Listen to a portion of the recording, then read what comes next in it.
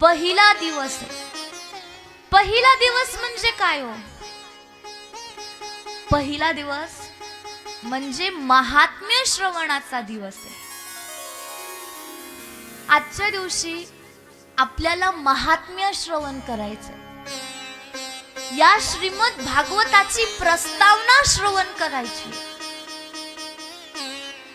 या श्रीमद भागवताने कोणाकोणाचा उद्धार झाला, कशा प्रकारे झाला, हे आपल्याला आजच्या दिवसामध्ये श्रवण करायचंय. तुम्हाला सांगू, ही जी काही कथा आहे ना, श्रीमद भागवत रूपी कथा, ही कथा म्हणजे सत्संग आहे. काय? सत्संग आहे. शास्त्रामध्ये वर्णन आहे, सत्संगेन परम प्राप्यम दुस्तरम तरते चिरात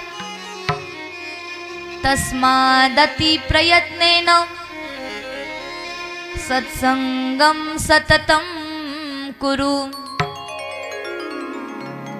ही कथा म्हणजे सत्संग आहे.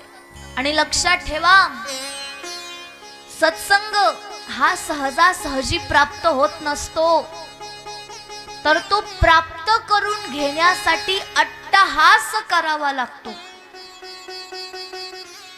पण म्हणेन की सत्संग केल्यावर फायदा काय?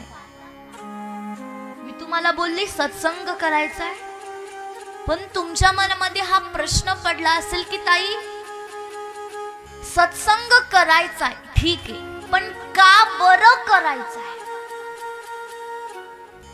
याच्या मागचं कारण गोस्वामी तुलसीदासजी सांगतात, बिनु सत्संग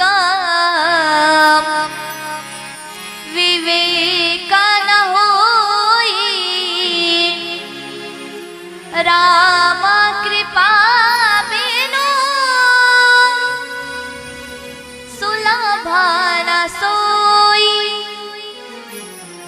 राम सिया राम सिया राम जय जय राम, राम सिया राम जय जय राम. संतांच्या संगतीमध्ये गेल्याशिवाय विवेक प्राप्त होत नाही. लक्षात ठेवा, माणसाच्या जीवनातला सगळ्यात चांगला मित्र म्हणजे विवेक. कारण जोपर्यंत माणसाच्या जीवनामध्ये विवेक नावाचा मित्र येत नाही ना, तोपर्यंत त्याचं जीवन सुरळीत चालत नाही. व्यवहारातले मित्र तुमचा उद्धार करतील की नाही याची गॅरंटी नाही बर का. थोडेसे कान उंच करू नये का. व्यवहारातले मित्र तुमचा उद्धार करतील की नाही याची गॅरंटी नाही, पण विवेक नावाचा मित्र तुमचा उद्धार केल्याशिवाय राहणार नाही.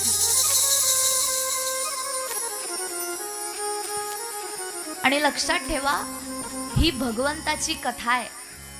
इथं टाळ्या वाजवायला माणसाने लाजायचं नाही, कारण देवाला आवडतं बर का. तुम्ही जर टाळ्या वाजवल्या ना, देवाला आवडतं. म्हणून कथेमध्ये, कीर्तनामध्ये जेवढ्या टाळ्या तुम्हाला वाजवता येतील तेवढ्या वाजवायच्या, बरोबर. मग ही कथा म्हणजे काय? सत्संग आहे. आपल्याला सत्संग करायचा आहे. लक्षात ठेवा,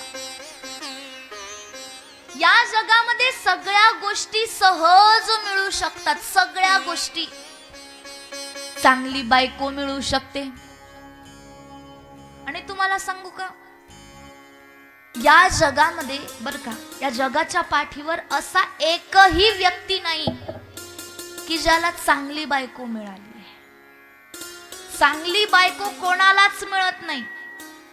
तिला खाऊन पिऊन नटून ठटून चांगली बनवावी लागते.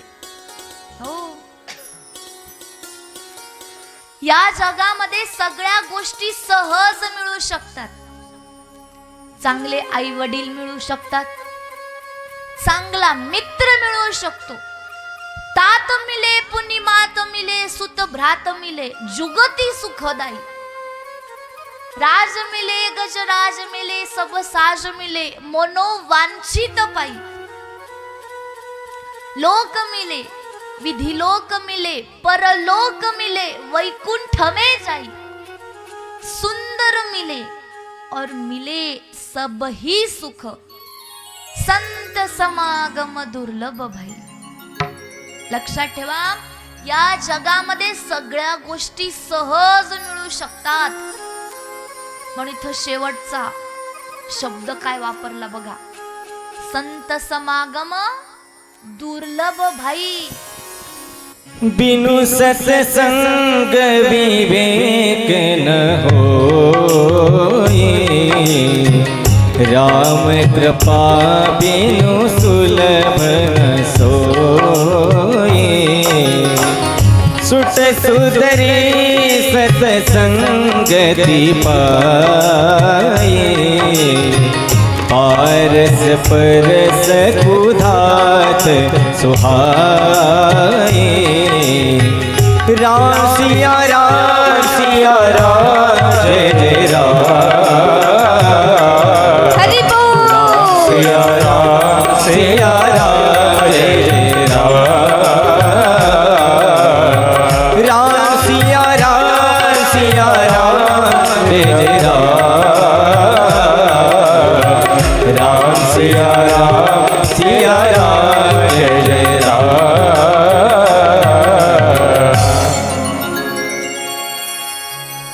सगळ्या गोष्टी सहज मिळू शकतात, पण संतांची संगती सहज मिळत नाही. ती प्रयत्नाने प्राप्त करावी लागते. आपल्या या बाहेगावान गावामध्ये अनेक लोक आहेत, पण कथा ऐकायला किती जण आले तो? किती जण आले? तुम्ही आले, तुम्ही या ठिकाणी सत्संग मिळवण्यासाठीचा प्रयत्न केला. बाकीच्यांनी केला का? सत्संग मिळवण्यासाठी प्रयत्न करावा लागतो. तुमच्या जीवनामध्ये हा सत्संग आलेला आहे, म्हणून याचं सार्थकी करून घेणं हे तुमच्या हातामध्ये. तुम्हाला सांगू, संत महात्मे या कथेला गंगा म्हणतात. काय म्हणतात? गंगा. भगवान शंकरांच्या मुखातून प्रवाहित झालेली गंगा. तुम्ही म्हणाल ताई, गंगा तर ही भगवान शंकरांच्या जटेतून प्रकट झाली, मग तुम्ही कसं म्हणता मुखातून प्रकट झाली? ऐका, भगवान शंकरांपासून 2 गंगा प्रकट झाल्या. किती? 2. कोणत्या कोणत्या? जी गंगा जटेतून प्रकट झाली तिला जटाशंकरी गंगा असं म्हणतात, आणि जी गंगा मुखातून प्रकट झाली तिला श्रीमद भागवत रूपी गंगा असं म्हणतात, कथारूपी गंगा असं म्हणतात. बरं, या दोन्ही गंगेंमधला तुम्हाला फरक सांगू? जटाशंकरी गंगा आणि कथारूपी गंगा, या दोघांमधला फरक ऐका बर का. ही जी जटाशंकरी गंगा आहे ना, या गंगेपर्यंत तुम्हाला स्वतःला जावं लागतं. ऐका, तिच्यामध्ये स्नान करावं लागतं, तेव्हा कुठं ती आपल्याला बाहेरून निर्मळ करते. पण ही कथारूपी गंगा अशी नाही बर का. हिच्यापर्यंत तुम्हाला जाण्याची गरज नाही, ही कथा स्वतःहून तुमच्याकडे चालवते. ते मला सांगा ना, कथा ऐकायला तुम्ही नाशिकला आले का नाशिकवरून मी आली कथा सांगायला? आ? म्हणजे ही कथा स्वतःहून तुमच्याकडे चालत आलेली आहे. ही गंगा अशीच आहे. या गंगेपर्यंत स्वतःला जावं लागत नाही, ती स्वतःहून चालत तुमच्याकडे येते. बरं, थोडा अजून महिमा ऐकता कायचा. ही गंगा अशी आहे, या गंगेमध्ये आपण जर का स्नान केलं तर ती आपल्याला आतून निर्मळ करते. कुठून? आतून निर्मळ करते. बाहेरून निर्मळ होऊन काय करायचं?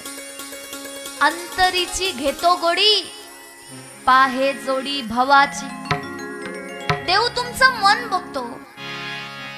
तुम्हाला सांगू का, या जगामध्ये भरपूर लोक असतात की ज्यांना असं वाटतं आम्ही फार एकादशा केल्या म्हणजे आम्हाला देव प्राप्त होईल.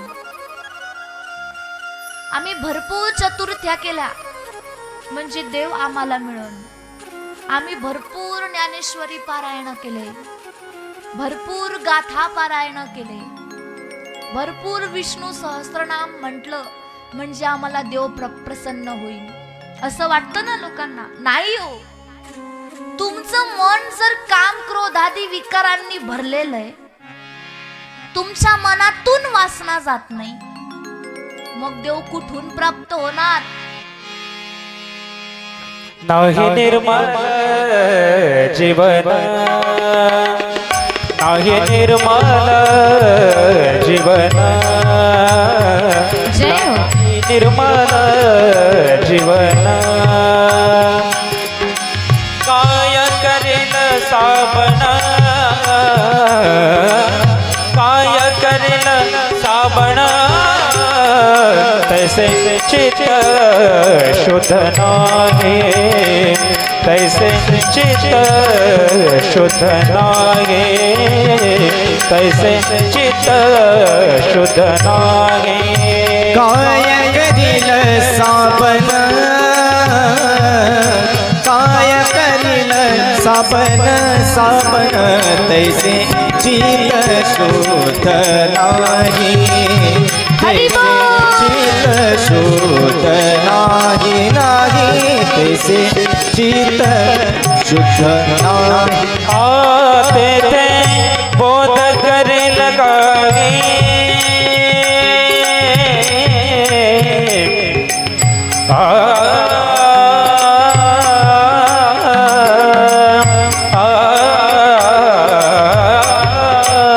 तेथे बोध करेल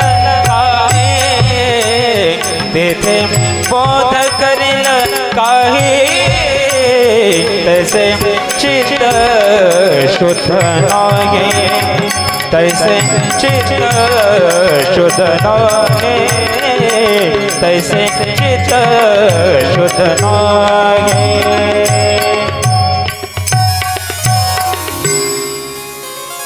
अंतःकरण निर्मळ करणं गरजेचं आहे. तुम्ही किती तुळशीच्या माळी घातल्या, कपाळ भरून जरी गंध लावला ना, पण तुमच्या मनामध्ये षड विकार असतील, तुमच्या मनात जर पाप असेल ना, तर देव प्रसन्न नाही होणार हो. मग तुम्ही कितीही एकादशा केल्या, कितीही चतुर्थीचे उपवास केले, काही उपयोग नाही. तुम्ही बाजारामध्ये जा, क्रीमांची लिस्ट करा, भरपूर साऱ्या क्रीमा निघतील. साबणांची लिस्ट करा, 200-300 साबणांचे प्रकार तुमच्या डोळ्यासमोर येतील. फेस वॉशची लिस्ट करा, कितीतरी फेस वॉश तुमच्या डोळ्यासमोर येतील. लक्षात ठेवा, शरीर स्वच्छ करण्याचे साबण भरपूर आहे या जगामध्ये, पण मन स्वच्छ करण्याचं साबण एकच आहे, ते म्हणजे रामनाम.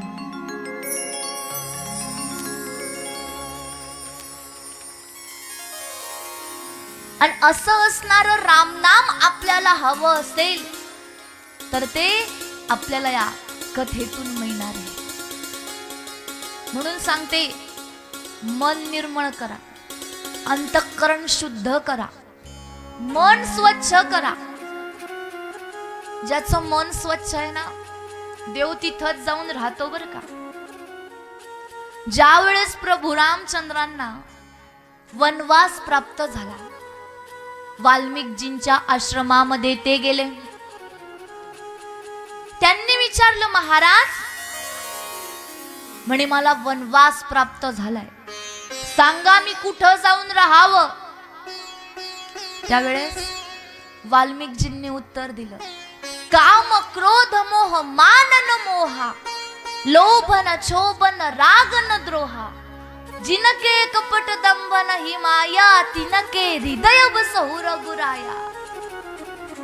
रामा, तू त्याच्या अंतःकरणात जाऊन राहा की ज्याच्या अंतःकरणामध्ये कुठल्याही प्रकारचा काम नाही, कुठल्याही प्रकारचा मोह नाही, कुठल्याही प्रकारची चंचलता नाही. तू त्याच्या अंतःकरणामध्ये जाऊन राहा. मग ही कथारूपी गंगा काय करते? आपल्याला आतून निर्मळ करते. अजून फरक सांगू का तुम्हाला या दोन गंगांमधला? ती जी जटाशंकरी गंगा आहे ना, त्या गंगेमध्ये आपल्याला बुडावं लागतं. त्यावेळेस ती आपला उद्धार करते. सुचित्वे सुची गंगा होय आणि पाप तापही जाये. पण माऊली म्हणतात, परी तेथे आहे बुडणे एक. तिथं माणसाला बुडावं लागतं, तेव्हा या जीवाचा उद्धार होतो. पण ही जी कथारूपी गंगा आहे ना माय, ही तशी नाही बर का. या कथेमध्ये, या गंगेमध्ये एकदा का माणसाने उडी टाकली तर ही गंगा माणसाला बुडवत नाही, तर वर तारते. मग तुमच्या आमच्या मनात इच्छा आहे ना की आपण वर तरावं, तर मग यासाठी आपल्याला ही कथारूपी गंगा श्रवण करणं गरजेचं आहे. आळशा तुझ भोवती ही ज्ञान गंगा वाहते. आळशा तुझ भोवती ही ज्ञान गंगा वाहते. लाभ जरी जय हो. तिचा लाभ जरी घेता तिचा, का कोरडे मन राहते. आळशा तुझ भोवती, आळशा तुझ भोवती.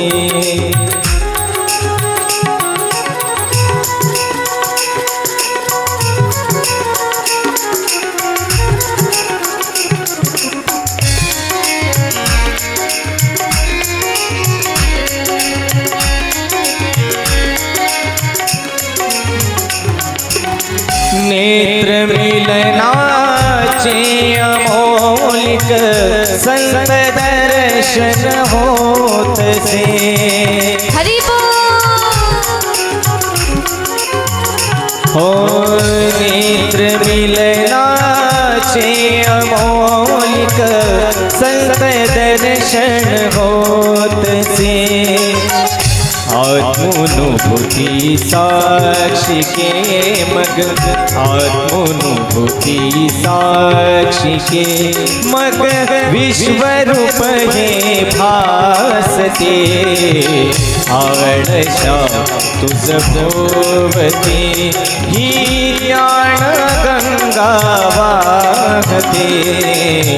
लाभ जरी घेता तिचा, का कोरडे मन राहते. का कोरडे मन राहते. का कोरडे मन राहते.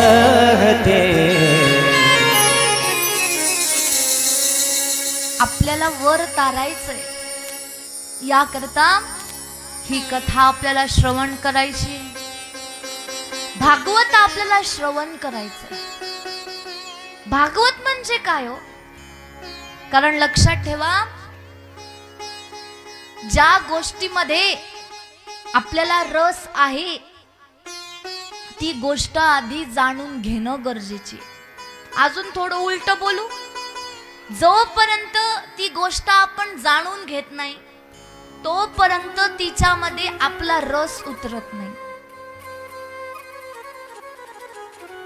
मग आपल्याला भागवत श्रवण करायचं आहे ना. भागवत म्हणजे काय?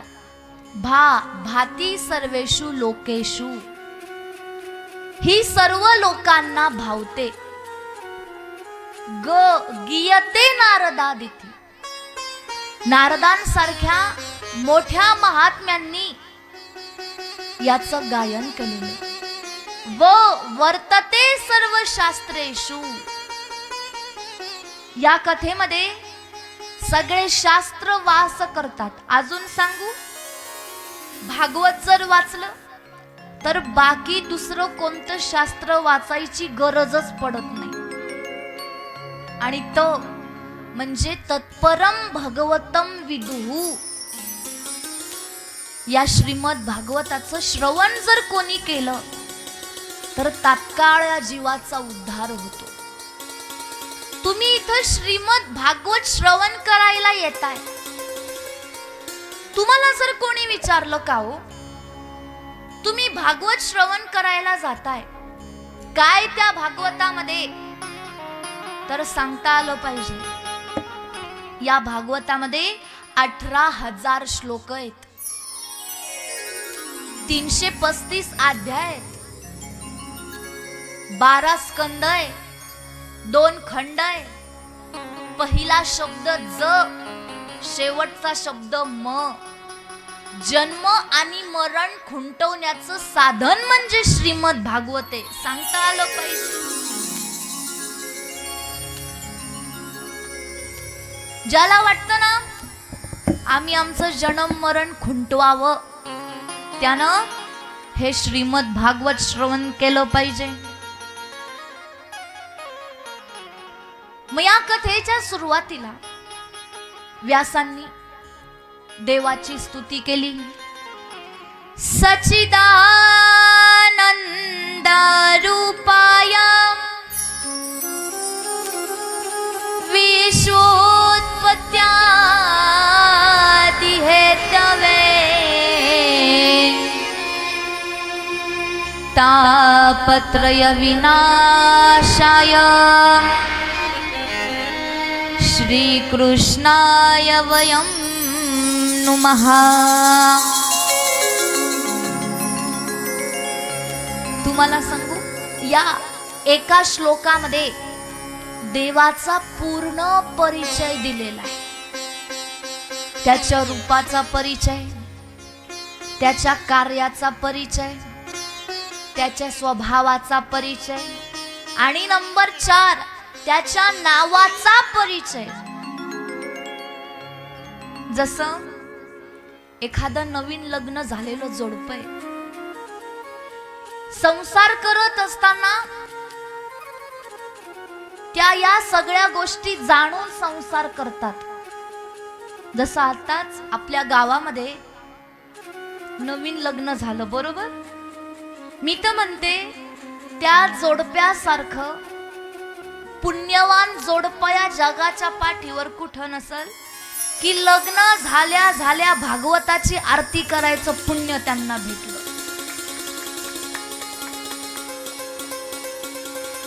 ते म्हणतात ना, बहुनाम जन्म नामंते ज्ञानवानवान प्रपद्यते वासुदेव सर्वमिती स महात्मा सुदुर्लभः. अनेक जन्मांचं पुण्य लागतं. नुसतं श्रीमद भागवत हा शब्द म्हणायला सुद्धा पुण्य लागतं. या श्रीमद भागवताची आरती करण्याचं पुण्य त्या जोडप्याला भेटलं. म्हणजे एक प्रकारे या श्रीमद भागवताने त्या जोडप्याला अदृश्य रूपाने का होईना आशीर्वाद देऊन टाकला. मग एखादं जोडपं एकमेकांचा स्वभाव जाणून ते संसार करतात. त्याच्याने काय होतं? त्यांचा संसार सुखाचा होतो, त्यांचा प्रपंच सुखाचा होतो. मग आपल्याला इथं परमार्थ करायचा आहे ना, आपला परमार्थ सुखाचा व्हायला नको का? सुखाचा व्हायचा आहे ना, म्हणून देवाचा परिचय दिला. नंबर 1 त्याच्या स्वरूपाचा परिचय. सच्चिदानंद रूपाय. कसा आहे तो?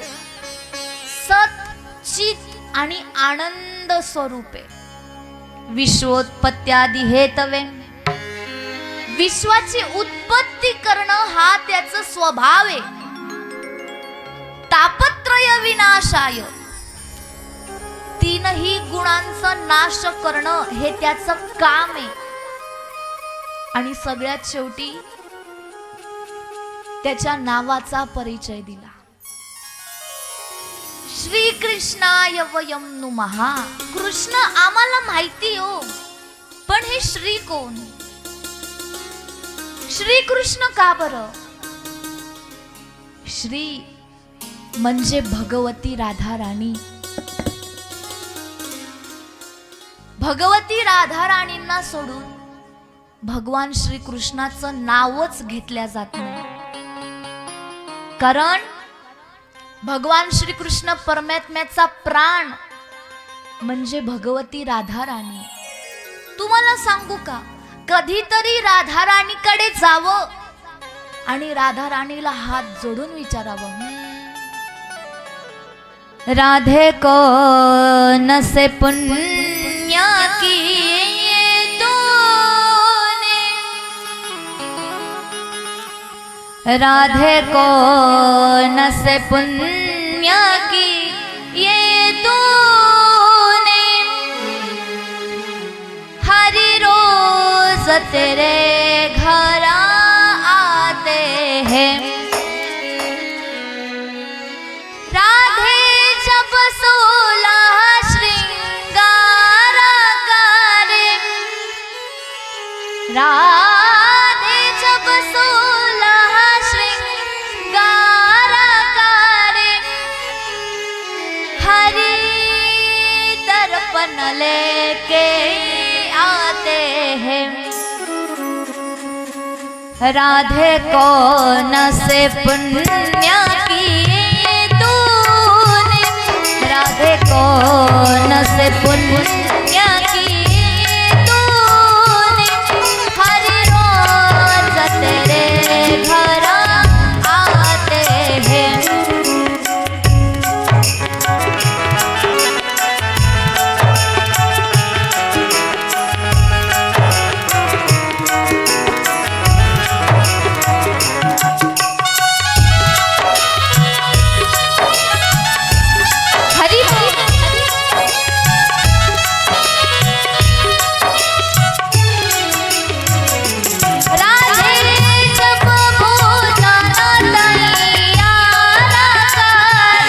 राधे जब भोजन तैयार करे,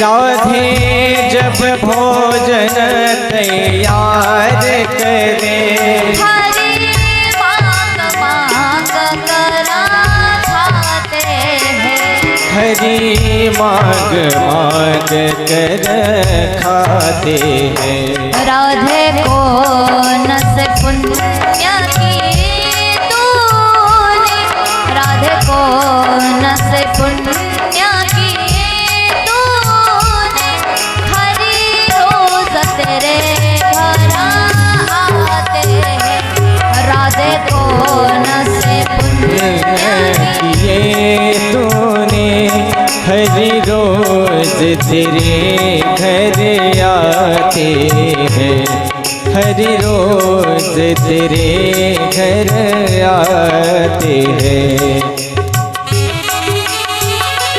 हरि बोल.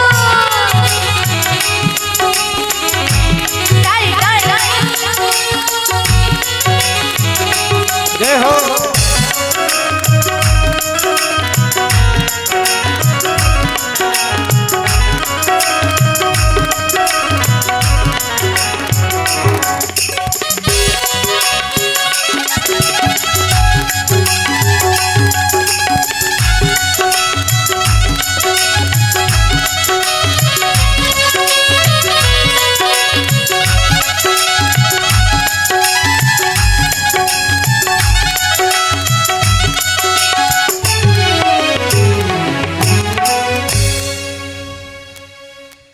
म्हणून भगवती राधाराणींना सोडून देवाचं नावच घेतल्या जात नाही. मग इथं देवाच्या नावाचा परिचय दिला आणि मग आता मुख्य कथेला आरंभ केला. 88,000 ऋग्वेदी ब्राह्मण एकत्र आले, ब्रह्मदेवाकडे गेले आणि ब्रह्मदेवाला म्हणू लागले, महाराज कलियुगाला सुरुवात झालेली आहे. या कलियुगाचा वारा सुद्धा भयंकर आहे. तुम्हाला सांगू, हे कलियुग आहे, कलियुग. इथे लोकांकडून अपेक्षा ठेवू नका, तिथल्या तिथे सोडून द्यायला शिका. 4 लोक आपल्या जीवनामध्ये येतील, आपल्याला असं वाटेल बस लाईफ आपली सेट झाली, पण नंतर तेच लोक वेगवेगळे कारण देऊन निघून जातील. तेव्हा आपण स्वतःला कोसत बसू, स्वतःला नको नको ते बोलत बसू. म्हणून लोकांकडून अपेक्षा करणं सोडून द्या. जसं आहे त्याच्यात जगा. जी परिस्थिती आहे त्या परिस्थितीमध्ये जगायला शिका. याने मला धोका दिला, त्याने विश्वासघात केला, याचा विचारच करू नका. हे कलियुग आहे, या कलियुगाचा नुसता वारा सुद्धा भयंकर आहे. म्हणून या कलियुगाच्या त्रासातून वाचण्यासाठी तुम्ही आम्हाला साधन काय तरी सांगा. त्यावेळेस ब्रह्मदेवानं त्यांना एक चक्र दिलं. त्या चक्राचं नाव मनश्चक्र. म्हणे हे चक्र ज्या ठिकाणी जाऊन स्थिर होईल तिथे जाऊन तुम्ही सत्संग करा. ते चक्र निघालं आणि एका निमिषभरामध्ये अरण्यात जाऊन स्थिर झालं.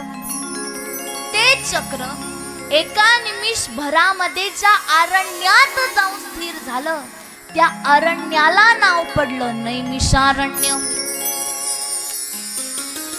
तिथे जाऊन तुम्ही सत्संग करा म्हणे. मग हे ऋषी मुनी आले, सत्संग करू लागले. यांचं पुढारपण शौनकादिक ऋषींनी स्वीकारलं. हे शौनक ऋषी कोण हो? बघा, 7 दिवस तुमच्या कानावर काही संत महात्म्यांचे शब्द वारंवार पडतील. शौनक ऋषी, शुकजी, सूतजी, राजा परीक्षित यांची नावं तुमच्या कानावर वारंवार पडतील. म्हणून यांना विसरू नका बरं का. आपली कथा काय चालू आहे याच्याकडे बारकाईने लक्ष द्या.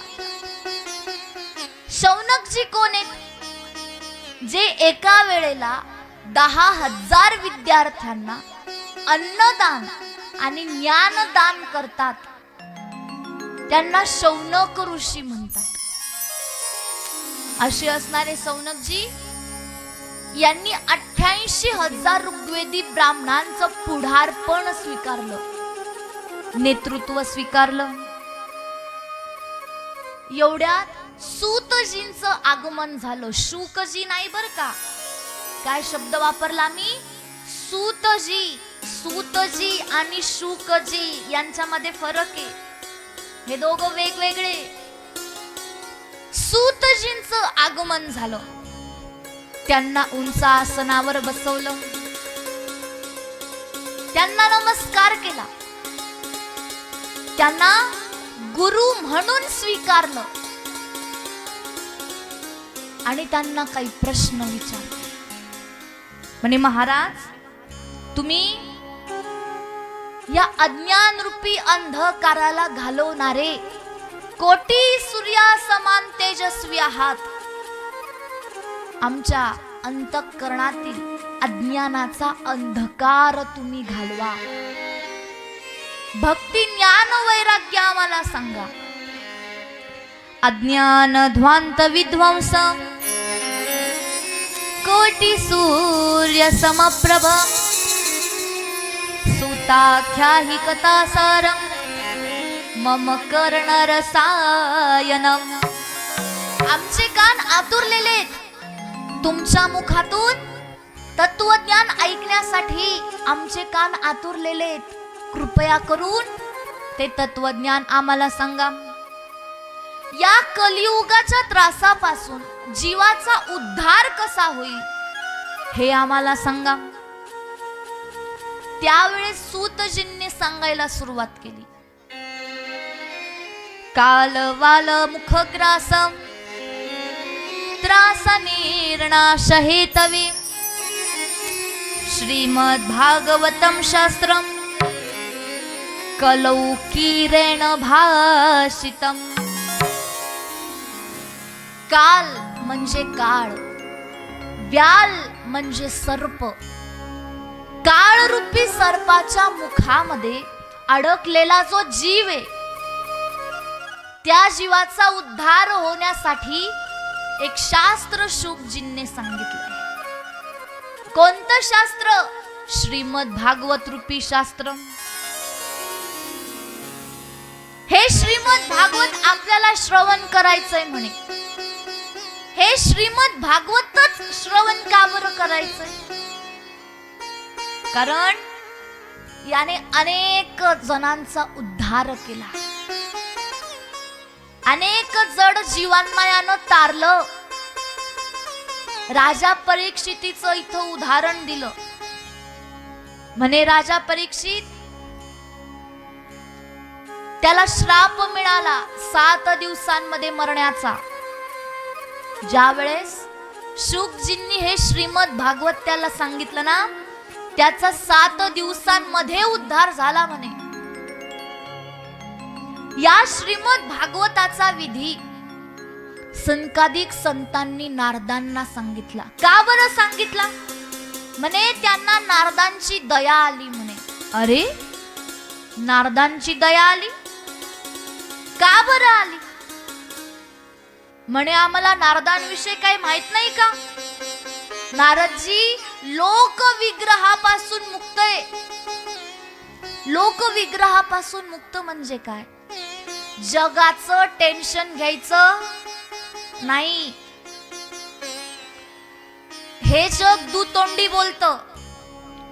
तुका म्हणे जग दुतोंडी राहा सावध. जगाचा स्वभाव आहे 2 तोंडाने बोलणार.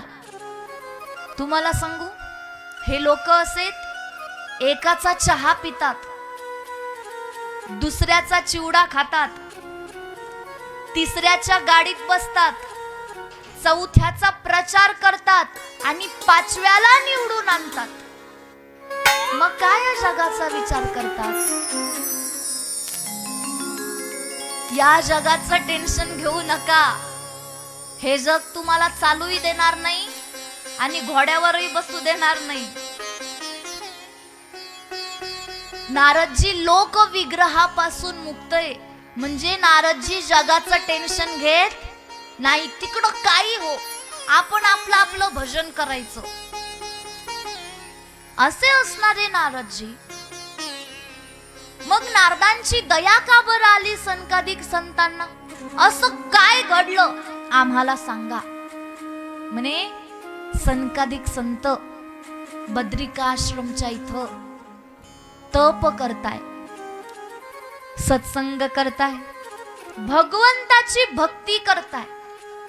एवढ्यात त्यांना नारदजी जाताना दिसले. त्यांनी नारदांना हाक दिला. ओ नारदजी, हाक मारली त्यांना. नारदजी धावत धावत आले. बघितलं, अरे हे तर आपले ज्येष्ठ बंधू आहेत, सनकादिक संत. ऐका, आणि नारदजी हे दोघं सख्खे भाऊ आहेत बर का. दोघं पण ब्रह्मदेवाचेच मुलं आहेत. त्यांना जाऊन त्यांनी नमस्कार केला. सनकादिकांनी विचारलं, का हो नारदजी, तुमच्या चेहऱ्यावर एवढी चिंता का बरं? लक्षात ठेवा, जो भगवंताचा भक्त आहे ना, त्याच्या चेहऱ्यावर कधीच चिंता आढळत नाही. बळीयाचा अंग संग झाला आता, नाही भय चिंता तुका म्हणे. जेव्हा जेव्हा जीवनामध्ये चिंता येईल ना, त्यावेळेस चिंतन करा. काय करा? चिंतन करा. कारण चिंता चितेपर्यंत घेऊन जाते आणि चिंतन परमात्मापर्यंत घेऊन जाते. हरी हरी तुम्ही म्हणारे सकळ, हरी हरी तुम्ही म्हणारे सकळ, हरी हरी तुम्ही म्हणारे सकळ, हरी हरी तुम्ही म्हणारे सकळ, हरी हरी तुम्ही म्हणारे सकळ, हरी हरी तुम्ही म्हणारे सकळ, हरी हरी तुम्ही म्हणारे सकळ, हरी हरी तुम्ही म्हणारे सकळ. तेने माया जाळ तुटतील, तेने माया जाळ तुटतील, तेने माया जाळ तुटतील, तेने माया जाळ तुटतील. हरी हरी तुम्ही म्हणारे सकळ, हरी बोल. हरी हरी तुम्ही म्हणारे सकळ, हरी हरी तुम्ही म्हणारे सकळ, हरी हरी तुम्ही म्हणारे सकळ, हरी हरी तुम्ही म्हणारे सकळ, हरी हरी तुम्ही म्हणारे सकळ, जय हो. हरी हरी तुम्ही म्हणारे सकळ, हरी हरी तुम्ही म्हणारे सकळ.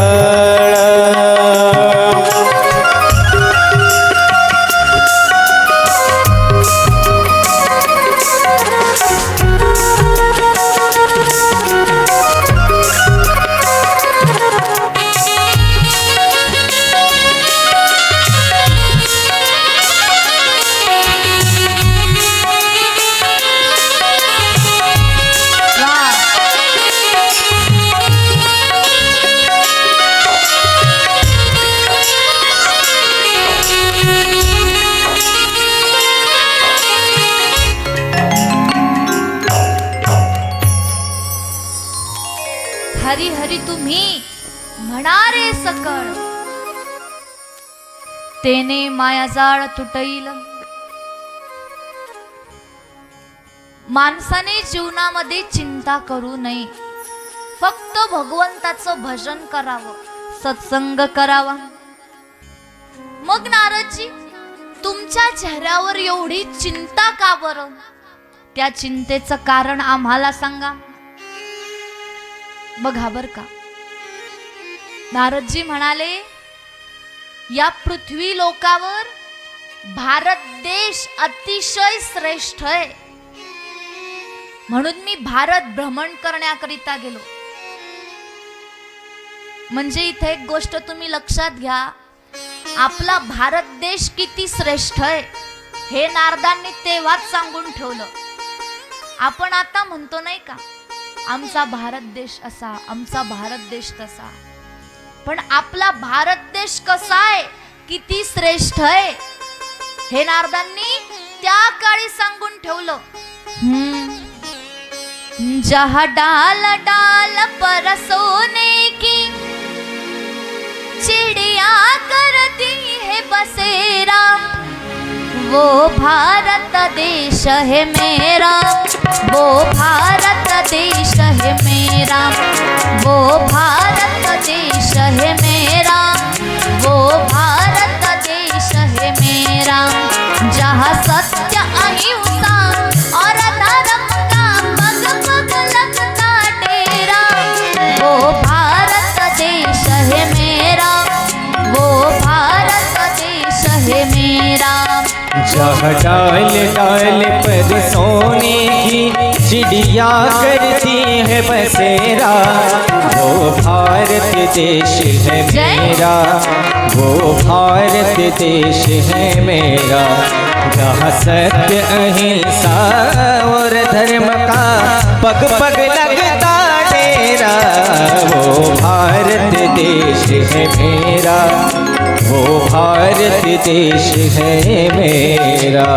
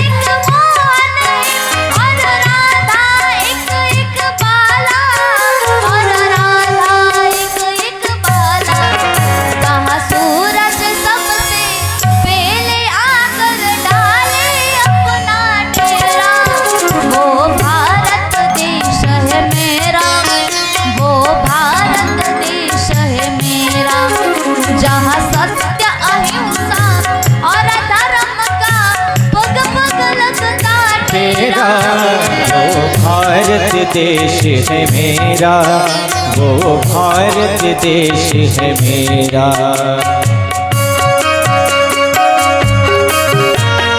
जय हो।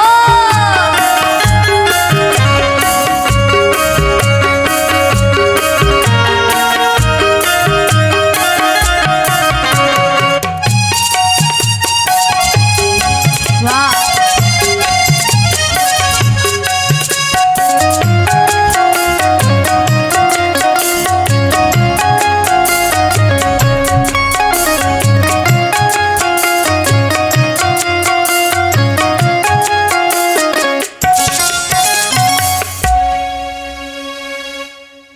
बघा, या जगामध्ये एकमेव भारत देश असा आहे की जिला आपण माता म्हणतो.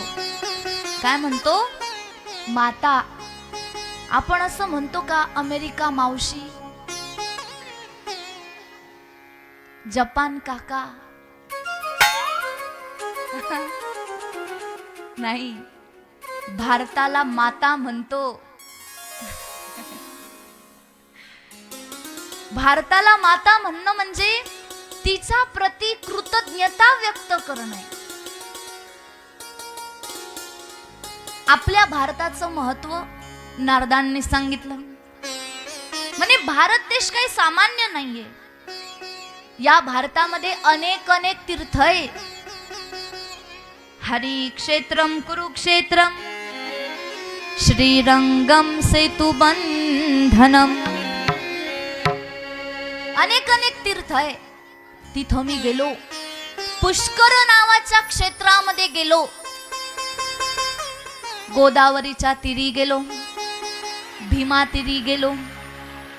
अनेक अनेक तीर्थक्षेत्र फिरलो. ते सगळे तीर्थक्षेत्र फिरून माझं मन फार उद्विग्न झालं. का बरं उद्विग्न झालं?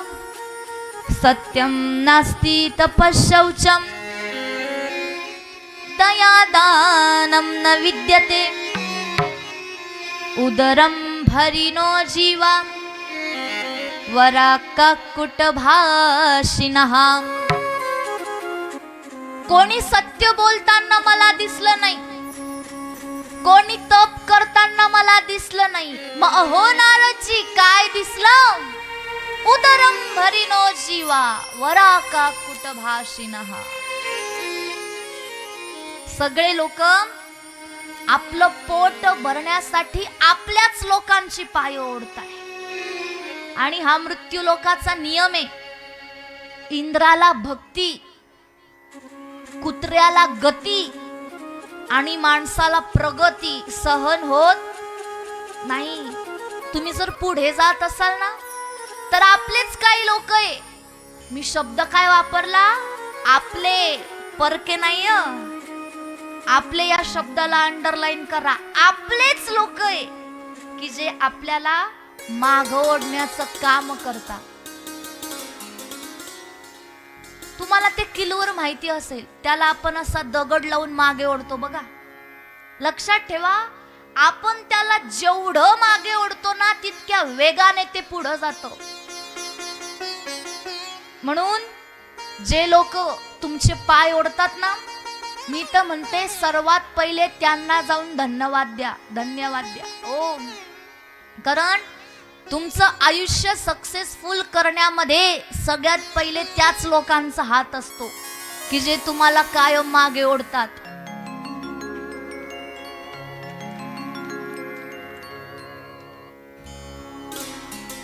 म्हणे अनेक अनेक ठिकाणी मी फिरलो, पण लोकांचं असं वागणं बघून मला फार वाईट वाटलं. म्हणे माझं मन उद्विग्न झालं. काय करावं विचार केला. ज्या ठिकाणी भगवान परमात्म्यानं लीला केल्या ना, त्या ठिकाणी आपण जावं म्हणून मी वृंदावनामध्ये आलो. तिथं गेल्यावर मला एक आश्चर्य बघायला मिळालं. तत्राश्चर्य मया दृष्टम. मी एक आश्चर्य बघितलं. कोणतं आश्चर्य? एक सुंदर असणारी स्त्री, तिच्या मांडीवर दोन वृद्ध जण झोपलेले. तिची सेवा करण्यासाठी चारी मुक्त्या त्या ठिकाणी आलेल्या आहेत. गंगा, यमुना, सरस्वती तिला हवा घालण्याचं काम करताय. सुंदर असणारी स्त्री, ती मात्र उद्विग्न झालेली, रडते. मी हे बघितलं, म्हणलं जाऊ द्या, कोणी असू द्या, आपण आपलं हरिभजन करावं. म्हणून मी माझं निघालो. त्यावेळेस त्या तरुणीनं मला हाक मारली, भो भो साधू क्षणम तिष्ठ मच्चिंतामपि नाशय. महाराज थांबा, माझा उद्धार करा. त्यावेळेस मी तिच्या जवळ गेलो. तिला विचारलं, कोण ग तू? ती म्हणाली, महाराज माझं नाव भक्ती. हे जे माझ्या मांडीवर दोन जण झोपलेत ना, हे माझी मुलं आहे. ज्ञान आणि वैराग्य. माझा जन्म द्रविड प्रांतामध्ये झाला. वृद्धिम कर्नाटके गता. कर्नाटकामध्ये मी वाढली. क्वचिन महाराष्ट्रे. या महाराष्ट्रामध्ये आल्यावर कुठे कुठे मला मान सन्मान मिळाला. वृद्धिम गुर्जरे जीर्णताम गता. गुजरात मध्ये आल्यावर मी वृद्ध झाली. तिथून पुढचा प्रवास मी वृंदावनाच्या दिशेने केला. तिथे आल्यावर मी सुंदर झाली, तरुण झाली. पण माझे हे जे दोन मुलं आहे ना, ज्ञान आणि वैराग्य, हे दोघं मात्र म्हातारे झाले, वृद्ध झाले. महाराज एकच विनंती आहे, त्या दोघांना परत तारुण्यामध्ये आणा ना. मी म्हणालो, मी आणतो, थांबा. त्यावेळेस मी वेद वेदांताचा घोष करू लागलो. वेद वेदांत घोष, वेद वेदांताचा घोष करू लागलो. गीता पाठ करू लागलो. दोघांनी डोळे उघडले. घोष बंद झाल्यावर परत त्यांनी डोळे घट्ट बंद करून घेतले. हे बघितल्यावर मी उद्विग्न झालो. विचार करू लागलो काय करावं. एवढ्यात आकाशवाणी झाली आणि त्या आकाशवाणीने सांगितलं, नारदजी ज्ञान आणि वैराग्य उठणार नाही. ते ना तुमच्या गीता पाठाने उठेल, ना वेद वेदांताच्या घोषाने उठेल. या दोघांना जर उठवायचं असेल तर सत्संग करा, सत्कर्म करा. नेमकी सत्कर्म म्हणजे काय हा प्रश्न माझ्या मनामध्ये पडलाय म्हणे. मी भरपूर जणांना विचारलं सत्कर्म म्हणजे काय, सत्कर्म म्हणजे काय. कोणी मला सांगायला तयार नाही म्हणे. म्हणून मी इथपर्यंत आलेलोय. सनकादिक संत हसले म्हणे, एवढंच, एवढ्या गोष्टीसाठी एवढी चिंता. म्हणे चिंता करायची गरज नाही. सत्कर्म म्हणजे श्रीमद भागवताचं आयोजन करा. म्हणे तुम्ही भक्ती ज्ञान वैराग्याला आनंद नामक घाटावर यायला सांगा, आपण तिथे श्रीमद भागवत कथा करू म्हणे. म्हणे मग कथा करायची एकट्यातच का बरं करावी, नाही का, ती घातच का बरं करावी. म्हणे सगळ्या ऋषी मुनींना बोलवा म्हणे. भृगु ऋषींना सांगितलं, त्यांनी सगळीकडे दवंडी पिटवली. श्रीमद भागवताचं आयोजन केलेलं आहे. मुख्य यजमान म्हणून नारदजी बसलेले, कथावाचक म्हणून सनकादिक संत बसलेले. आणि मग आता कथा सुरू झाली. या कथेचं महात्म्य सुरू झालं. म्हणजे आज मी तुम्हाला सांगते ना, हे कथेचं महात्म्य आहे. अजून कथेला आरंभ झाला नाही. आरंभ आपल्याला दुसऱ्या दिवशी करायचा आहे. आज ही कथा आपल्याला समजून घ्यायची. या कथेने कोणाकोणाचा उद्धार झाला हे आपल्याला जाणून घ्यायचंय. सनकादिक संत या श्रीमद भागवताचा महिमा सांगू लागले. तेने वाङ्मयी मूर्ती प्रत्यक्षा वर्तते हरी. सेवनात श्रवणात पाठात दर्शनात पापनाशिनी. तेने वाङ्मयी मूर्ती ही साक्षात वाङ्मयाची मूर्ती आहे. प्रत्यक्षा वर्तते हरे.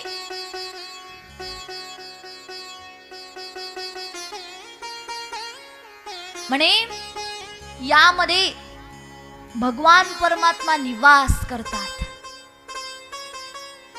मग पुढे 4 प्रकार सांगितले बर का.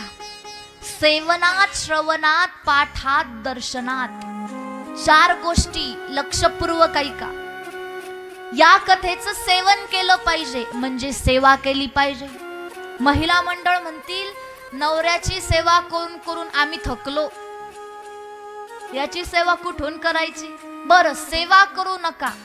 सेवनात श्रवणात श्रवण करा, फक्त ऐका. तुमच्यातला काही सुना म्हणतील सासूबाईचे टोमणे ऐकून ऐकून आम्ही थकलो, कथा आमच्याकडून ऐकून होणार नाही. बरं, ऐकू नका. पाठात फक्त याचं वाचन करा. बरं, वाचन करायलाही वेळ नाही ना. दर्शनात पापनाशिनी. फक्त श्रीमद भागवताचं दर्शन घ्यायचं. फक्त या श्रीमद भागवताला नमस्कार करायचा. नमस्कार केल्याने काय होईल? पापनाशिनी. आपले सगळे पाप जळून भस्म होतील असं महात्म्य सांगत होते. आणि कानावर काही शब्द ऐकू येऊ लागले. श्री कृष्ण गोविंद हरे मुरारे, हे नाथ नारायण वासुदेव.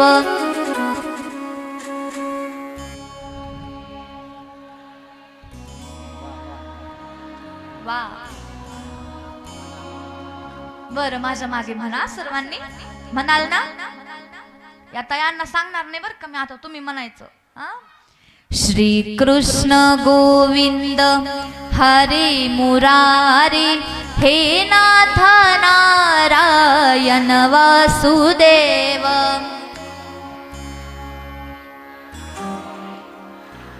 किती सुरात म्हणता. मी तर म्हणतो उद्यापासून महिला मंडळांनाच बसवावं गायनाला. हो. हे नाथ नारायण वासुदेव हे नाथ नारायण वासुदेव.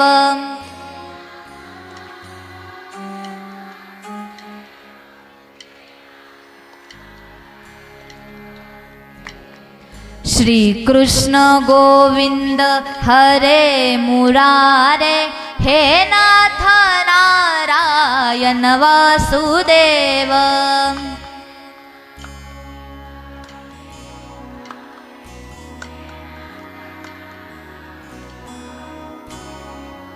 महिला मंडळ एकदा स्वतःसाठी टाळ्या वाजवा.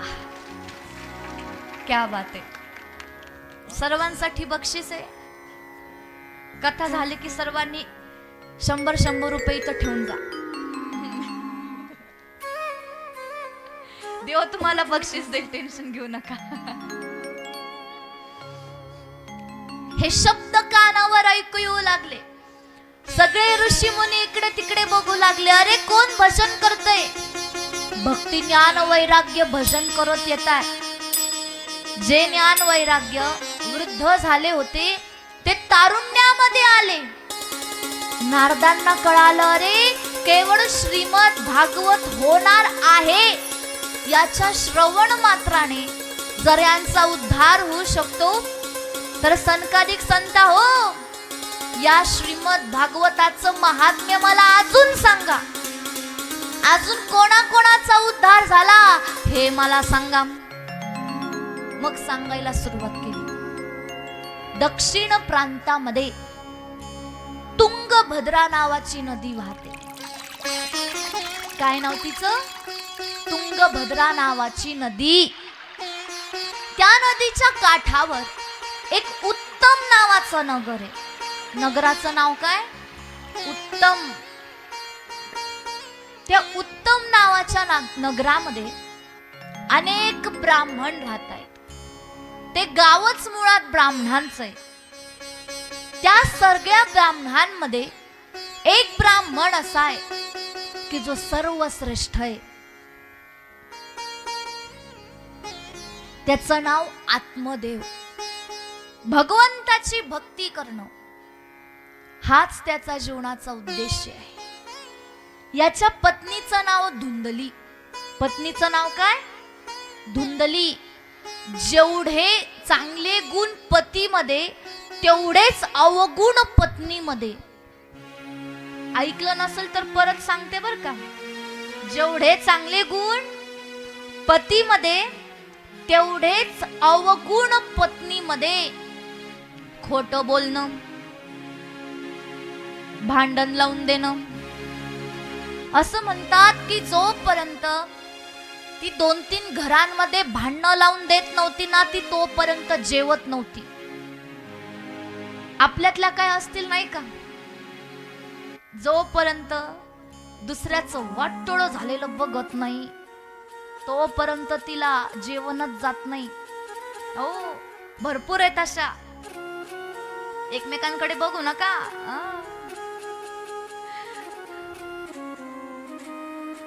धुंदली खूप पाप करते. असं असतानाही आत्मदेव मात्र आनंदित आहे.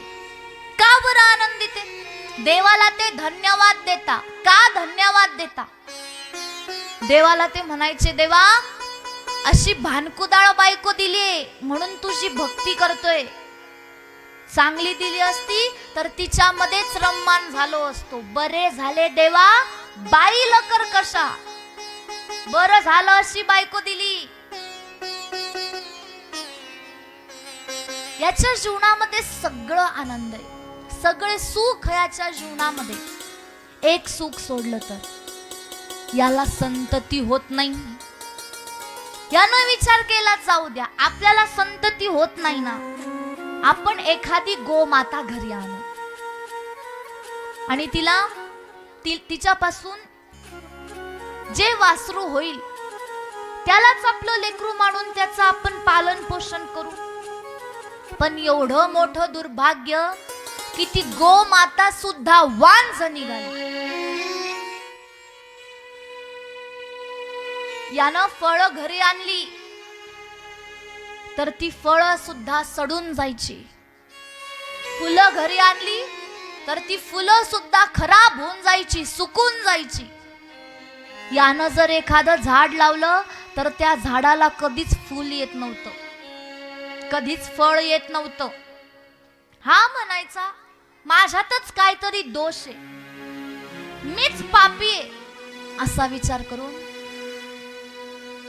हा त्या नदीच्या काठावर गेला आणि रडू लागला. याचं रडणं एका महात्म्यांनी बघितलं, त्याच्या जवळ गेले आणि म्हणाले, का बरं रडतोय तू? स्वस्य दुःखस्य कारणम. हे विप्रा, हे ब्राह्मणा, तुझ्या रडण्याचं कारण मला सांग. संत महात्मे आलेले आहेत हे बघून आत्मदेवानं त्यांचे चरण पकडले, म्हणू लागले, महाराज मला एक तरी संतती हवी. ज्या घरामध्ये मुलं नाही त्या घराचा धिक्कार असो, ज्या कुळामध्ये संतती नाही त्या कुळाचा धिक्कार असो, मला एक तरी संतती हवी आहे.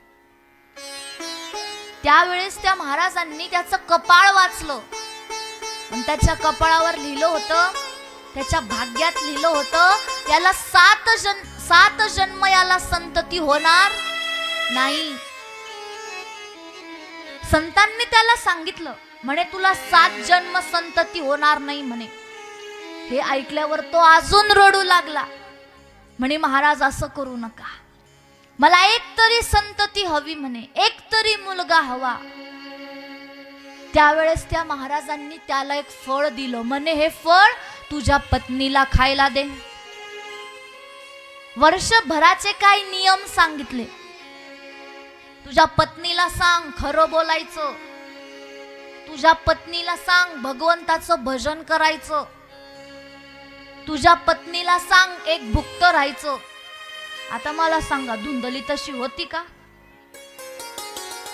जोपर्यंत दुसऱ्याच्या घरामध्ये भांडणं लावून देत नाही तोपर्यंत हिला जेवण जात नव्हतं. आणि ही बाया खरं बोलणार आहे का? हा घाई घाईनं घरी आला, आवाज दिला, ए धुंदली बाहेर ये. ही धावत धावत आली, म्हणे काय झालं? म्हणे हे धर फळ. म्हणे हे फळ कसलंय? म्हणे एका महाराजांनी दिलंय, हे फळ खा म्हणजे तू गर्भवती होशील. हे ऐकल्यावर तिचा सगळा आनंदच ओसरला. का बरं ओसरला? कारण तिची मती अशी होती, तिला असं वाटायचं या जगामध्ये फक्त 2 स्त्रिया फार सुखी आहे. कोणत्या कोणत्या? जी वंध्या आहे आणि जी विधवा आहे. कारण वंध्येला पुत्राचं टेन्शन नाही आणि विधवेला नवऱ्याचं टेन्शन नाही. हे ऐकल्यावर तिचा आनंद ओसरला. पण नवऱ्यासमोर आनंदी होण्याचं नाटक केलं, नवरा निघून गेला आणि ती रडू लागली. एवढ्यात तिची बहीण आली. बहिणीनं विचारलं, काय झालं गो म्हणे तुला? ही म्हणाली, आमचे हे कोणत्या बाबाकडं गेलते म्हणे, बाबानं फळ दिलंय फळ. हे बाबा बुवांवर मला विश्वास नाही. बरं मी फळ खाऊन गर्भवती झाली आणि गावात जर बिबट्या आला तर? आणि तो बिबट्या माझ्या माग लागला तर मी पळू कशी? आता हे बिबट्याचं प्रमाण लय वाढलंय बर का. आमच्या एकट्या नाशिक जिल्ह्यामध्ये 2500 बिबटे आहेत. तुमच्याकडे पण आहे ना? आता आपण त्यांचे घर मोडली ते आपले घर मोडणारच ना. ते नाही का, एक म्हणजे एक रीला सारखं एक येतं, तुम्ही आमची घरं खाल्ली आम्ही तुम्हाला खाणारच ना. बरोबर आहे. आपण जंगल तोडले, ते जिथे राहत होते तिथं आपण आपले घर बांधले, मग बिचारे जाणार जाऊन जाणार कुठं, बरोबर ना? ती म्हणू लागली गावात जर बिबट्या आला तर मी पळू कशी, आणि परत प्रसूती होतानाच्या वेदना कोण सहन करणार? म्हणे मला गर्भवती व्हायचं नाही, म्हणे मला हे फळ खायचं नाही. तिची बहीण म्हणली हे बघ, तुझ्याकडे संपत्तीची कमी नाही, माझ्याकडे संततीची कमी नाही. तू तुझ्या नवऱ्याला सांग की तू फळ खाल्लंय आणि गर्भवती होण्याचं नाटक कर म्हणे. म्हणे फळाचं काय करू? फळ गोमातेला खायला दे. ते फळ गोमातेने खाल्लं आणि चमत्कार झाला, ती गोमाता सुद्धा गर्भवती झाली. आता ही नाटक करू लागली. चिंध्या बांधून या करी ती नाटक, चिंध्या बांधून नाटक ती करू लागली. म्हणे मी प्रसूत होण्यासाठी माझ्या बहिणीच्या घरी जाते म्हणे. निघून गेली बहिणीच्या घरी. कालांतराने तिला एक मुलगा झाला आणि जी गोमाता गर्भवती होती ना, तिला पण संतती झाली, तिला पण मुलगा झाला, दिव्य मुलगा झाला. शरीर माणसाचं आणि कान गायीचे. दिव्य मुलगा जन्माला आला. आता थोडेसे कान उंच करू नये का बर का? दोघांचं पण नामकरण करायचंय ना. गायीपासून जो मुलगा जन्माला आला ना, त्याचं नाव ब्राह्मणांनी ठेवलं. काय ठेवलं? गोकर्ण. गोकर्ण म्हणजे गायी सारखे कान, म्हणून गोकर्ण. आता धुंदलीच्या मुलाचं नामकरण करायचंय हो. म्हणे सगळ्यांचं नामकरण तुम्ही करणार का? माझ्या मुलाचं नामकरण मी करणार म्हणे. माझं नाव धुंदली म्हणून माझ्या मुलाचं नाव धुंदुकारी. काय नाव ठेवलं? धुंदुकारी. गोकर्णजी सर्व गुण संपन्न आणि धुंदुकारी सर्व अवगुण संपन्न. खोटं बोलणं, मद्यपान करणं, वेश्यागमन करणं, नको नको ते पाप तो करू लागला. याला मद्यपान करायचंय. हळूहळू यानं घरातले सगळे पैसे संपवले. पैसे नाही, काय करावं? घरातले वस्तू तो विकू लागला. असं करता करता एक दिवस त्यानं अख्खं घर खाली केलं. आपल्या वडिलांकडे तो पैसे मागू लागला. त्याचे वडील म्हणाले, बाळ आधीच तू घरातलं सगळं धन संपवलं, आता तुला देण्याकरिता माझ्याकडे पैसे नाही म्हणे. त्यावेळेस तो आपल्या बापाला मारू लागला.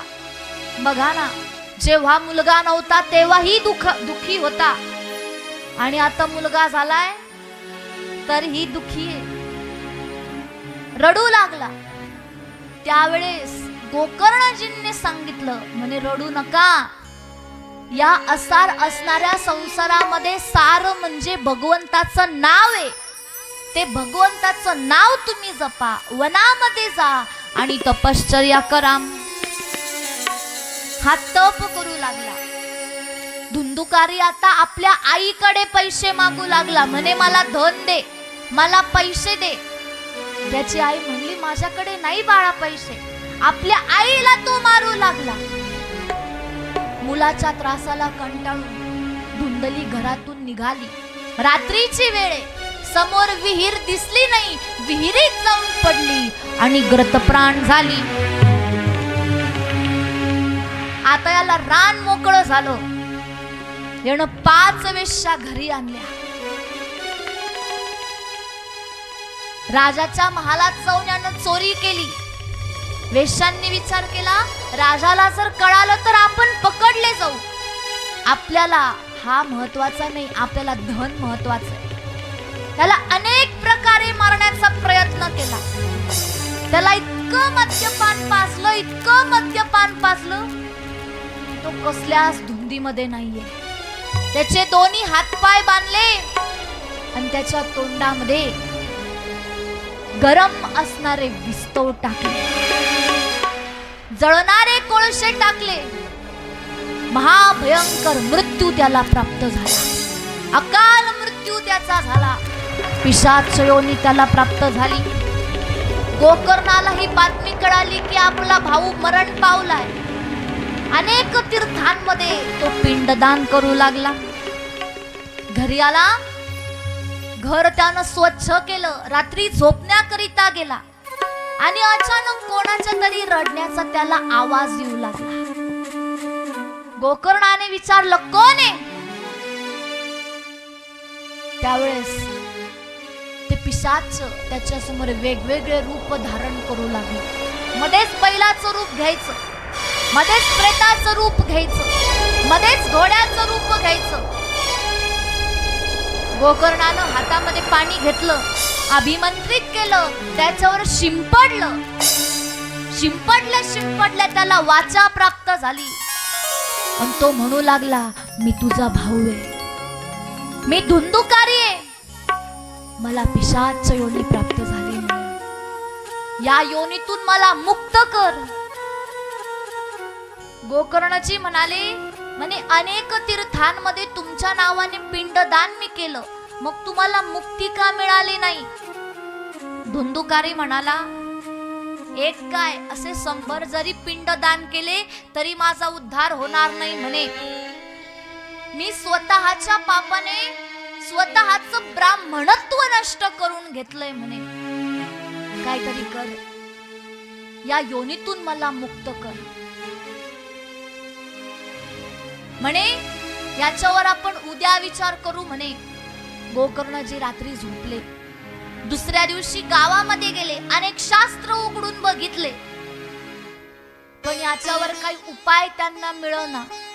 मग हातामध्ये पाणी घेतलं, अभिमंत्रित केलं, सूर्यनारायणावर शिंपडलं. शिंपडल्या चमत्कार झाला. सूर्यनारायण त्या ठिकाणी प्रकट झाले. सूर्यनारायण भगवान की जय. सूर्यनारायण त्या ठिकाणी प्रकट झाले. विचारलं, मला का बरं प्रकट केलं? त्यावेळेस गोकर्णजींनी सांगितलं, म्हणे माझ्या भावाला पिशाच योनी प्राप्त झालेली, या योनीतून मुक्त होण्यासाठी काहीतरी उपाय आम्हाला सांगा. म्हणे एकच उपाय, श्रीमद भागवताचं आयोजन करा. म्हणे मग श्रीमद भागवत एकट्यासाठी का बरं करावं? आख्या गावाला सांगायचं. पूर्वीच्या काळी मला सांगा, आपल्यासारखी इंटरनेटची काही सोय होती का? आता आपण मोठे मोठे बॅनर लावतो मावशी, पण पूर्वीच्या काळी काही होतं का? पण मग सर्वांना सांगायचंय श्रीमद भागवत आहे. कसं सांगावं? महिला मंडळांना सांगावं. महिला मंडळ म्हणजे या जगातलं सगळ्यात फास्ट इंटरनेट. हो, त्यांच्या समोर 2G, 3G, 4G, 5G येणार, जे काही 7G, 8G का सगळं फिक. आता या मावशींच्या कानामध्ये जर मी एखादी गोष्ट सांगितली ना, काका, एखादं भजन होत नाही तोपर्यंत अख्ख्या गावामध्ये बातमी पसरण. हो, सगळ्यात फास्ट इंटरनेट. म्हणे मग काय करावं? महिला मंडळांना सांगितलं. मग आता श्रीमद भागवताचं आयोजन केलं. श्रीमद भागवताला सुरुवात झाली. पण लक्षात ठेवा, धुंदुकारी हा पिशाच योनीमध्ये, आणि त्याला एका ठिकाणी बसता येत नाही. काय करावं? 7 गाठीचा वेळूचा बांबू मागवला आयोजकांनी. ही गोष्ट जरा लक्षात घ्या बर का. आपण 7 दिवस कथा करणार आहे ना, मग उद्या 7 गाठींचा वेळूचा बांबू तुम्हाला आणायचा आहे आणि तो कुठेतरी तुम्ही लावून द्या, बरोबर? त्याच्याने काय होईल, आपल्या गावामध्ये समजा एखाद्याला पिशाच योनी प्राप्त झालेली असेल आणि तो जर त्या बांबू मध्ये येऊन बसला तर अवघ्या 7 दिवसांमध्ये त्याचा उद्धार होऊन जातो. म्हणून 7 गाठीचा वेळूचा बांबू उद्या तुम्हाला आणायचा. मग तो बांबू मागवला, त्याच्यामध्ये धुंदुकारीजींना बसवलं आणि मग कथा होऊ लागली. 7 दिवस झाले. 7व्या दिवशी धुंदुकारीजींना घेण्यासाठी विमान आलं. पार्षद खाली उतरले, त्यांना घेऊन जाऊ लागले. गोकर्णजी म्हणले, थांबा, म्हणे कथा सर्वांनी ऐकली, मग विमान फक्त यांच्यासाठी का बरं? तुम्हाला सांगू, त्या पार्षदांनी फार महत्वाची गोष्ट सांगितली बर का. पार्षद म्हणाले कथा सर्वांनी ऐकली, पण जशी यांनी ऐकली तशी कोणीच ऐकली नाही म्हणे. तुम्ही कथा ऐकता, कशी ऐकता? आता इथं तुम्ही कथा ऐकायला आलेलेत, कथा झाली, आरती झाली की तुम्ही उठणार आणि आपापल्या घरी निघून जाणार. मग घरी त्या प्रपंचामध्ये तुम्ही व्यस्त होणार. मग कथेमध्ये काय सांगितलं काय काहीच लक्षात नाही, बरोबर ना? अशी कथा ऐकली तर आपला उद्धार होणार नाही. पण हा धुंदुकारी याला कुठे उठता येत नव्हतं म्हणे. मग हा बसल्या जागी चिंतन करायचा, मनन करायचा. चिंतन करता करता, मनन करता करता त्याला कळालं, अरे आपण ब्राह्मण होतो आणि काय काय करून बसलो, कोणतं कोणतं पाप आपण केलं. तो रडू लागला. त्याच्या डोळ्यातून जे अश्रुधारा बाहेर पडल्या का, त्याच्याने त्याचं सगळं पाप धुतल्या गेलं. या जगातली कोणती नदी तुमचं पाप धुवू शकणार नाही, पण तुमच्या डोळ्यातून जे अश्रुधारा बाहेर पडतात ना, यांच्यामध्ये एवढं सामर्थ्य आहे की तुमचं पाप नष्ट करावं. सगळं त्याचं पाप धुतल्या गेलं. मग आता ही गोष्ट लक्षात ठेवून पुन्हा श्रीमद भागवताचं आयोजन केलं आणि 7व्या दिवशी सर्वांचा उद्धार झाला. गोपाल कृष्ण भगवान की जय. हे ऐकल्यावर नारदांना एवढा आनंद झाला. सगळेजण भगवंताचं भजन करू लागले. भगवंत त्या ठिकाणी आले. बरं एकटे आले नाही, 4 भक्तांना घेऊन आले. सगळेजण भगवंताचं भजन करताय. त्यावेळेस नारदांनी देवाकडून एक वचन घेतलं, देवा जिथे जिथे तुमची कथा होईल ना, त्या त्या ठिकाणी तुम्ही जा आणि सर्वांना दर्शन द्या. मग हे श्रीमद भागवत म्हणजे साक्षात भगवान परमात्मा आहे. इथं भगवान परमात्मा आलेले. मग सनकाधिक संतांनी या भागवताचा विधी सांगितला. महिला मंडळ ऐका बर का, तुमच्यासाठी फार महत्वाचं आहे.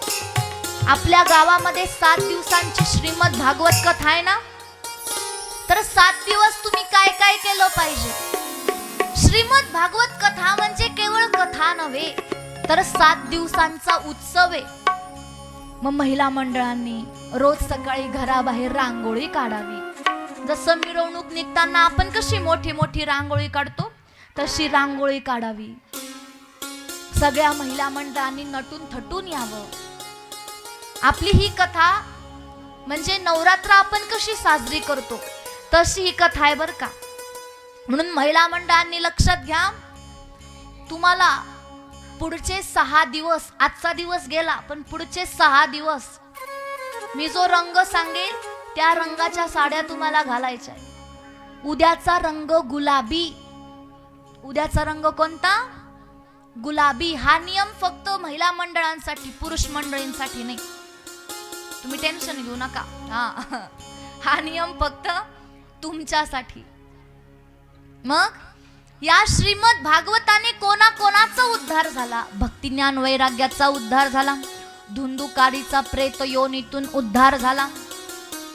म्हणून आपल्याला उद्याच्या भागामध्ये या श्रीमद भागवताच्या प्रथम स्कंदामध्ये पदार्पण करायचंय. प्रथम स्कंदामध्ये प्रवेश करायचंय. उद्याचा रंग कोणता?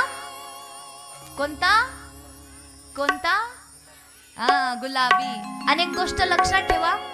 हे जे श्रीमद भागवत आहे ना, याला दान करा. जेवढं तुम्हाला दान करता येईल तेवढं दान करा. वरती येऊन दान करा, काही प्रॉब्लेम नाही.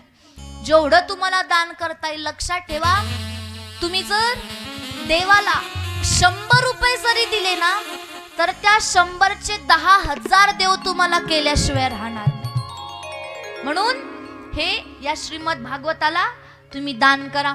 आजची कथा आपली इथं विराम पावते.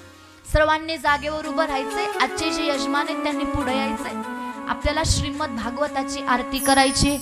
गोपाल कृष्ण भगवान की जय जय. जय श्री राधे, जय जय श्री राधे.